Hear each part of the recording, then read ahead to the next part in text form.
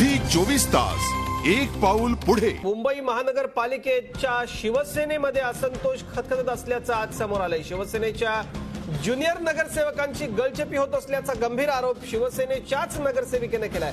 ज्येष्ठ नगरसेवकांकडून मार्गदर्शनच मिळत नसल्याचं त्यांचं म्हणणं आहे। तसंच सभागृह नेते यशोधर फणसे यांच्या बाबतीतला हा असंतोष आहे। भूषण, शिवसेनेकडे आता सगळ्यात महत्त्वाची खरं तर शिवसेनेची अर्थवाहिनी असलेली मुंबई महानगरपालिका शिवसेनेच्या ताब्यामध्ये आहे आणि त्याच ठिकाणी शिवसेनेत असंतोष खतखतत असल्याचं वृत्त आपल्यापर्यंत पोहोचलंय।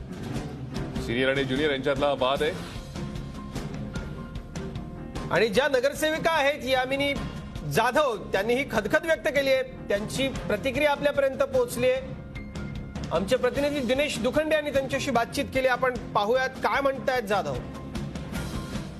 मुंबई महापालिकेत शिवसेना सत्ताधारी पक्ष आहे आणि शिवसेनेनं यशोधर फणसे यांना सभागृह नेतेपदी विराजमान केलेलं आहे। या ज्येष्ठ नगरसेवकांकडून विशेषतः सभागृह नेत्यांकडून ज्युनियर नगरसेवकांना चांगली वागणूक, सहकार्याची तसंच सन्मानाची वागणूक मिळत नसल्याची खंत नगरसेवकांकडून व्यक्त होते आहे। आपल्यासोबत आहेत नगरसेविका, शिवसेनेच्या नगरसेविका यामिनी जाधव। काय नेमकी त्यांची खंत आहे ते आपण त्यांच्याकडून जाणून घेऊया। यामिनी मॅडम, तुम्ही सांगाल काय तुमची नेमकी खंत आहे? सभागृह नेत्याविषयी बाबतीत तुमची काय एकूणच भावना आहे? तसं बघायला गेलं तर पक्ष अंतर्गत ही बाब आहे। सभागृह नेत्यांबद्दल माझी कुठली तशी तक्रार नाही आहे, पण काही बाबतीत ज्या गोष्टी एखाद्या नवीन नगरसेवकाला समजावून सांगितल्या पाहिजेत त्या पद्धतीने आमचे सभागृह नेते समजावून सांगत नाहीत असं मला वाटतं। सभागृह नेत्यांना ज्यावेळेला मी सांगायला गेले त्यावेळेला त्यांनी मी जे सांगत होते ते ऐकणं दूरच राहिलं किंवा माझ्या तब्येतीची चौकशी करणं हे दूरच राहिलं। पण त्यांचा सूरच वेगळा होता की तुम्ही जे बोलता नेहमी तुमचं जरा बोलणं नीट नाहीये, तुम्ही पक्षाच्या विरोधात बोलता।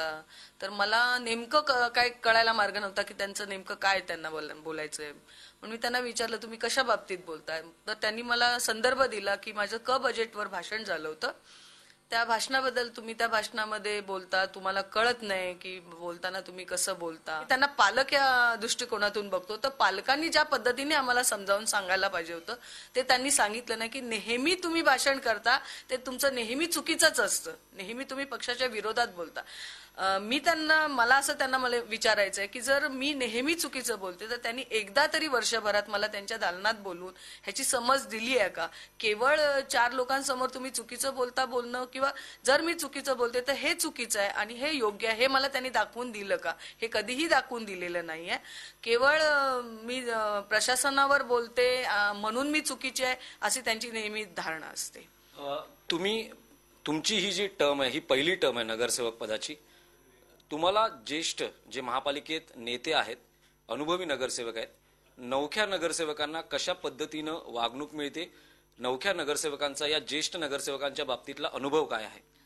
काही ज्येष्ठ नगरसेवक आहेत जे बरेचसे कोऑपरेटिव्ह आहेत, पण ज्यांच्याकडून म्हणजे अपेक्षा करायला पाहिजे की म्हणजे ज्या पद्धतीने आम्ही नवीन आहोत त्या पद्धतीने आम्हाला ज्या मार्गदर्शन व्हायला पाहिजे तेवढं मार्गदर्शन आतापर्यंत तरी आम्हाला काही करत असतील की, पण मला तरी तसा अनुभव अजून आलेला नाहीये। पण नेहमी पक्षाच्या बैठकीत सांगितलं जातं की ज्युनियरना सिनियरनी गाईड करावं अशा पद्धतीने सांगितलं जातं, पण तसा माझ्या बाबतीत मला अनुभव आलेला नाहीये की कुठल्या सिनियरने येऊन गाईड मला केलं। आज सुद्धा शिवसेनेची बैठक होती, तसा पक्षादेश होता, ती बैठक तुम्ही हजर राहिलात त्या बैठकीला। त्यानंतर नेमका काय प्रकार घडला आणि त्या बाबतीत काय सांगा? बैठक संपल्यानंतर मी त्यांची परवानगी घ्यायला गेले की मला तब्येत बरी नाहीये, माझे पाय सुजलेले आहेत आणि मी दाखवले त्यांना माझे पाय सुजलेले आहेत। तर मी हे पाय म्हणजे सुजलेले आहेतच, दोन्ही पाय सुजलेले आहेत माझे आणि हे पाय सुजलेले आहेत आणि मी लेखी त्यांना कळवलेलं आहे मला शस्त्रक्रिया माझी झालेली आहे, तरी पक्षाचा व्हीप होता म्हणून मी बैठकीला हजर राहिले। सभागृह नेते किंवा अन्य महापालिकेतले जे ज्येष्ठ नगरसेवक किंवा नेते असतील यांच्याकडून जे शिवसेनेतले पहिल्यांदा नियुक्त झालेले जे नगरसेवक आहेत त्यांना काही ज्या बाबतीत वागणूक मिळायला पाहिजे किंवा जसं मार्गदर्शन मिळायला पाहिजे तसं होतं असं तुम्हाला वाटतं? पर्टिक्युलर असं नाही कोणाकडून मार्गदर्शन होत, मला तरी वाटत नाही मार्गदर्शन होत, कारण सूर तोच असतो. कोण येऊन बोलेल नाही बोलेल हे मी सांगू शकत नाही कोणाबद्दल, पण माझ्या बाबतीत तरी मला कोणी आतापर्यंत येऊन मार्गदर्शन केलेलं मला आठवत नाही. तुमचे पक्षप्रमुख आहेत आता उद्धव ठाकरे, त्यांच्याकडे तुम्ही या बाबतीतली काही जी तुमची भावना आहे किंवा ही जी माहिती आहे, कशा पद्धतीनं नव्या नगरसेवकांना वागणूक मिळते, त्या बाबतीतली माहिती त्यांना दिलेली आहे? माझ्या बाबतीतची एक भावना कोणाची झाली असेल की ही परखड बोलते किंवा चुकीचं बोलते, तर कदाचित माझ्या भाषणातून माझ्या वागण्यातून तो बदल त्यांच्यात घडेल. तसा माझ्यातही घडेल की त्यांच्याकडून काय अपेक्षा आहेत त्या मला कळल्यानंतर. हा विचार मी गेले वर्षभर करत होते, त्यामुळे मी ह्या गोष्टीत इतक्या प्रकर्षाने मी त्या घेतल्या नाहीत. पण मला वाटतं आजचा जो प्रसंग त्यांनी ज्या पद्धतीने माझ्याशी वागलेत, तर मी या गोष्टीची काय पावलं उचलतात याकडे आता लक्ष असणार आहे. झी24 ताससाठी व्हिडिओ जर्नलिस्ट मंगेश भिसेसह दिनेश दुखंडे, मुंबई.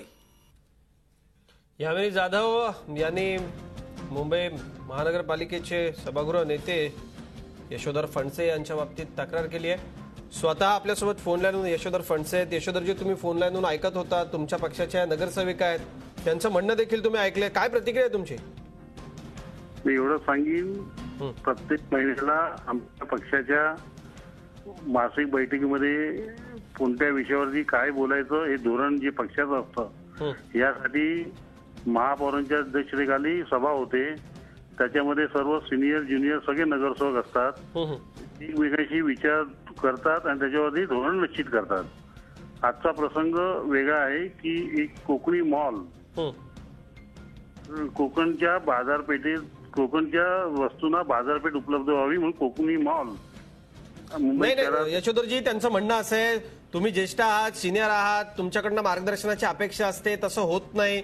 आणि आज कुठला असा प्रकार घडलाय की ज्याबद्दल त्या नाराज आहेत, काय सांगा?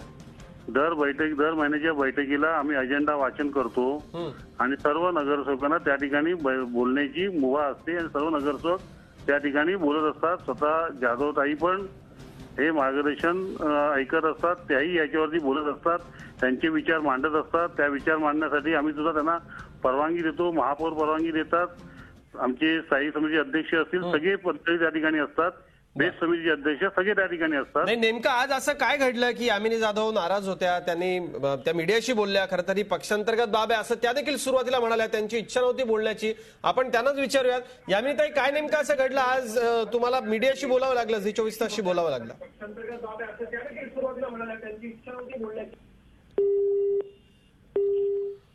यामिनी जाधव या देखील आपल्या संपर्कात आहेत, काही वेळा त्या पुन्हा संपर्कात येतील. यशोधरजी, नेमकं असं आज काय घडलं की त्यांनी थेट असा आरोप केला, सभागृह नेते आम्हाला समजून घेत नाहीत, आमच्या भावना दुखावल्या जातील, असं काहीतरी आज घडलंय, त्यामुळे यामिनी जाधवांनी अशा पद्धतीने त्या मीडियाशी बोलले?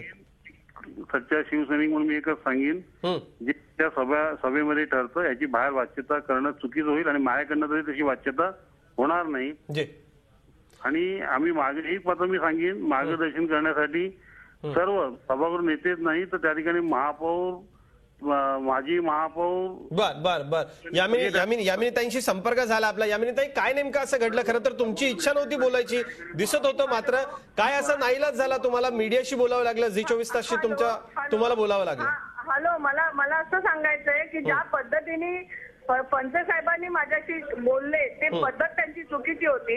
एक ज्युनियर नगरसेवक आहे, त्यांना व्यवस्थित समजावून सांगितलं असतं आणि मला वाटत नाही, मी आजही सांगते, मी चुकीची नव्हते.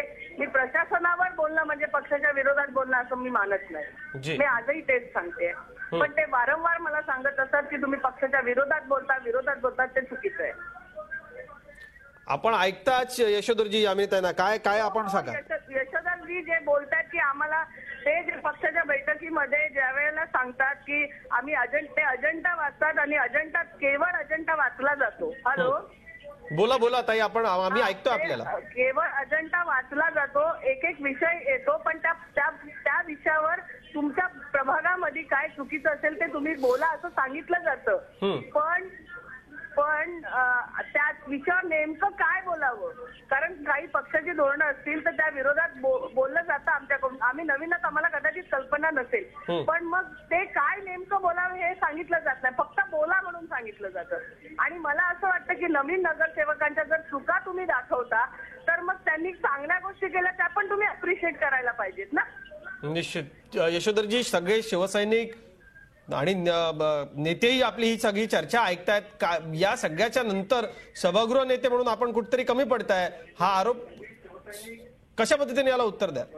मी एकदा सांगेन, सर्व नगरसेवक त्या ठिकाणी उपस्थित असतात आणि या बाबतीमध्ये सर्व नगरसेवकांची मतं. मी तर सांगेन की आमच्या नेत्यांनी सुद्धा याच्याबद्दल माहिती घेतली आणि ती माहिती घेत असतात आणि कल्पना आहे की कशा पद्धतीने पक्ष बैठक चालते, कशा पद्धतीने अजेंडा वाचन होतं, त्याच्यावरती कशी धोरणं ठरली जातात किंवा जी वर्ण जे आमची जे पक्षाची धोरणं आम्हाला सांगितली जातात ती धोरणं कशी राबवली पाहिजेत या बाबतीमध्ये आता एकच उदाहरण देईन या ठिकाणी की या आजच्या बैठकीमध्ये आम्ही सांगितलं की एलबीटीला आपल्या पक्षाचा विरोध आहे, आपण विरोध करायचा आहे. शालेय वस्तूचे पैसे डायरेक्ट पालकांच्या याच्यात जाऊ नये, ते शालेय वस्तू मुलांपर्यंत पोहोचल्या पाहिजेत, हे आपल्या पक्षाचं धोरण आहे, आदेश आहे आणि अशा पद्धतीने आपलं भाषणं जी आहेत अर्थसंकल्पाची ती भाषणं दिशाने असावी असं महापौरांनी सुद्धा या बैठकीत सगळ्यांना निश्चित सांगितलेलं आहे. एकूण या सगळ्या विषयात बोलताना आपण दोघंही आहात, पण शिवसेना शिस्तप्रिय पक्ष आहे, नक्की काहीतरी घडलंय जे थेट आपल्यावरती आरोप होत आहेत. या सगळ्याचे पक्षप्रमुख दखल घेतील.